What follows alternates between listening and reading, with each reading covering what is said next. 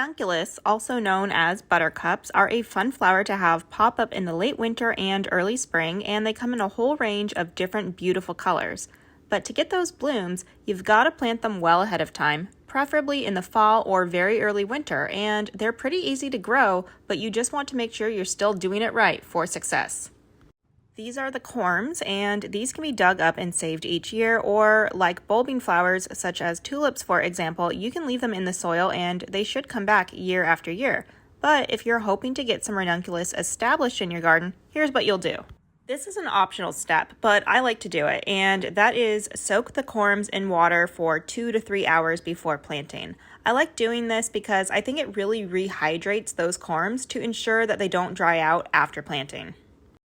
Before planting out, I like to amend the soil with bone meal. Flowers in general respond well to bone meal, but especially flowers that come from bulbs or corms, and I just mix the bone meal into the soil where I'll be planting the corms. And I'm planting some in a container. You can do it in the ground or in containers. This container is a little on the smaller side.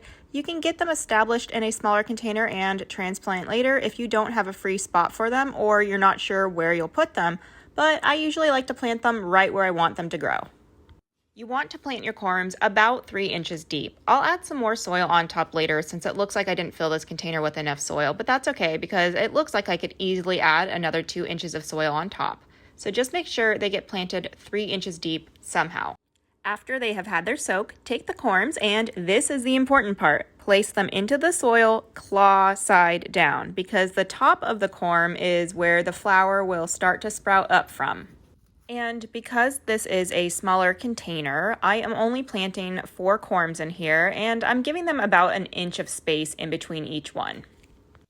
So now I'm going to get them covered up, and then I'm going to water them in. And ranunculus doesn't really need that much water. If you've planted them in containers, then check to see if the soil feels dry. If it feels dry, then you can go ahead and give them a little bit of water. If you planted them in the ground, you don't really need to water them again until you start to see the leaves coming up out of the ground.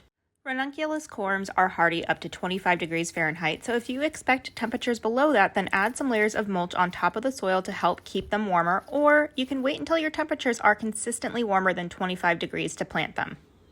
Because my climate is so mild, I've already begun to see the foliage in some containers come up, so when you see these leaves, then you know you'll be enjoying some ranunculus in your garden.